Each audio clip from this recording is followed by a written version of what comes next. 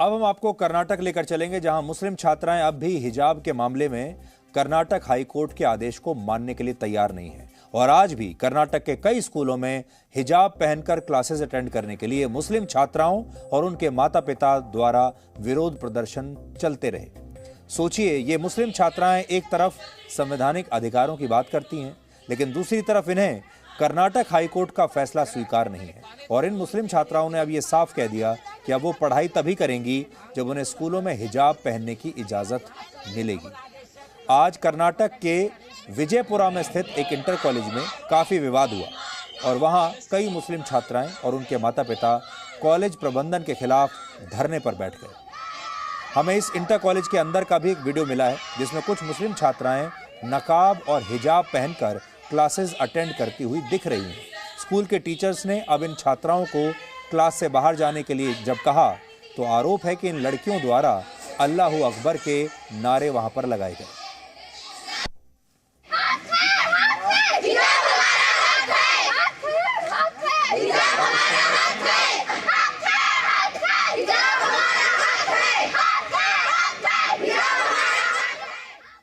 इसी तरह की तस्वीरें कर्नाटक के तुमकुर से भी आईं, जहां पढ़ाई लिखाई करने की बजाय मुस्लिम छात्राओं को सड़कों पर पैदल मार्च निकालते हुए देखा गया और इस दौरान अल्लाहू अकबर के नारे यहां पर भी लगाए गए।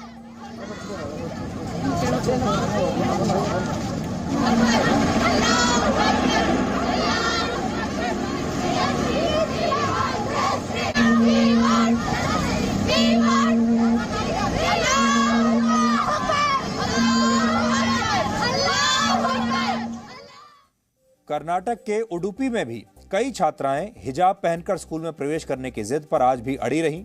और उडुपी कर्नाटक का वही जिला है जहां से यह पूरा विवाद शुरू हुआ था और यहां अब भी इस मामले को तूल देने की पूरी कोशिश की जा रही है और मुस्लिम संगठनों द्वारा लगातार विरोध प्रदर्शन हो रहे हैं। आप कह सकते हैं कि जैसे उत्तर भारत में दिल्ली का शाहीन बाग नागरिकता संशोधन कानून के खिलाफ एक खास विचारधारा के लोगों के लिए उनका गढ़ बन गया था, ठीक उसी तरह उडुपी दक्षिण भारत का शाहीन बाग बन गया है, जहां से देश भर के स्कूलों में धार्मिक कट्टरवाद का जहर घोला जा रहा है। भारत की जो संवैधानिक व्यवस्था है और जो भारत की शिक्षा व्यवस्था है, उसका मूल सिद्धांत यह कहता है कि पहले शिक्षा और फिर हिजाब। लेकिन ये मुस्लिम छात्राएं चाहती हैं कि पहले हिजाब बाद में शिक्षा। तो ये एक बहुत बड़ा विरोधाभास है। हमें लगता है कि इन मुस्लिम छात्राओं के परिवारों ने भारत के विभाजन के समय इस देश में रुककर शायद गलती कर दी।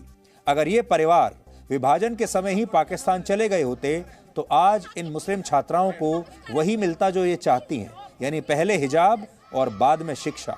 और इन्हें पहले हिजाब के लिए इतना संघर्ष नहीं करना पड़ता, क्योंकि पाकिस्तान में इन्हें बाय डिफॉल्ट ये पूरी व्यवस्था मिल जाती, क्योंकि पाकिस्तान में आज भी पहले हिजाब है और बाद में शिक्षा है। और हमारे देश की जो छात्राएं हैं ये भी तो यही चाहती हैं। इन्हें पाकिस्तान में होना चाहिए था, या फिर इन्हें हो सकता है अफगानिस्तान अगर ये चले जाएं तो वहाँ भी इन्हें बहुत अच्छा लगेगा, क्योंकि वहाँ पर भी पहले हिजाब है और बाद में किताब है। आज हम एक एक्स्ट्रा विचार आपके सामने रखना चाहते हैं। कल्पना कीजिए, अगर देश भर के स्कूलों में धार्मिक कट्टरवाद को बढ़ावा दिया गया तो स्कूलों और मदरसों में क्या अंतर रह जाएगा। केंद्रीय अल्पसंख्यक मंत्रालय के अनुसार 2018 और 19 में पूरे देश में कुल मदरसों की संख्या लगभग 24,000 थी। हालांकि यह संख्या सिर्फ उन मदरसों की है जिन्होंने सरकारी मान्यता हासिल करने के लिए आवेदन दिया है। वैसे अनौपचारिक रूप से पूरे देश में लगभग 1 लाख मदरसे हो सकते हैं, जो इनकी संख्या है 1 लाख के आसपास है। अब बड़ा मुद्दा यह है कि ये मुस्लिम छात्राएं अपने संवैधानिक अधिकारों का हवाला देते हुए स्कूलों में हिजाब पहनने की इजाजत मांग रही हैं, जबकि भारत का यही संविधान देश के अल्पसंख्यकों को अपने खुद के शिक्षण संस्थान स्थापित करने और उनका प्रबंधन करने की पूरी आजादी देता है। संविधान के आर्टिकल 30 में इसका विस्तार से उल्लेख है।